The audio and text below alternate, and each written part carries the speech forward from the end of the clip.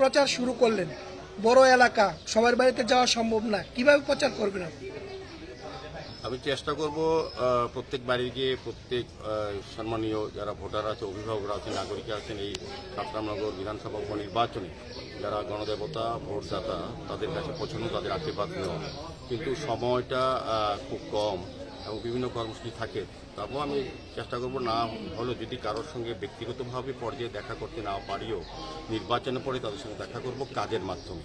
আমার দেখাটা হবে কাজ করার মাধ্যমে, সুবাদে ওই এলাকার, ওই মহল্লায়, ওই বিধানসভা অন্তর্গত সমস্ত জায়গায় যে কাজগুলি সিপিএম পরিচালিত বামফ্রন্ট সরকার বা পৌর নিগম তৎকালীন যারা দায়িত্বে ছিলেন, যারা কাজগুলি করেননি, আমাদের সরকার আসার 2018-তে আমাদের বিজেপি নেত্রী সরকার আসার পর আমাদের সাতরামনগর বিধানসভার যিনি প্রয়াত বিধায়ক জননেতা সুরজিৎ দত্তের মাধ্যমে অনেক উন্নয়ন হয়েছে। তারপরও যে কাজগুলি করা সম্ভব হয়নি বা সুরজিৎ দত্ত যে কাজগুলি করার জন্য চিন্তা ভাবনা করে গেছিলেন, ওনার যে চিন্তা ভাবনা অকাল প্রয়োজনে যেটা করতে পারেনি সেগুলি প্রায়োরিটি করব এবং সবার সঙ্গে আমি দেখা করব। নির্বাচনে এই সময়টা হয়তো সবার কাছে সরাসরি হয়তো অনেক বুথে যেতে পারবো না, কিন্তু আমি বুথ মিটিং করব, পদযাত্রা করব, সভা করব। আমাদের দলীয় তরফ থেকে, আমাদের সরকার তরফ থেকে রাজ্যের এবং দেশের উন্নয়নে মোদিজির পক্ষে আমরা ভোট চাইব এবং আমাদের যিনি প্রার্থী পশ্চিম ত্রিপুরা লোকসভা আসনে প্রাক্তন মুখ্যমন্ত্রী বিপ্লব কুমার দেবের পক্ষে আমরা ভোট চাইব। রামনগরবাসীরা আমাকে আশীর্বাদ করবেন। আমি নিজে প্রার্থী ছিল সাতরামনগর বিধানসভার উপনির্বাচনে,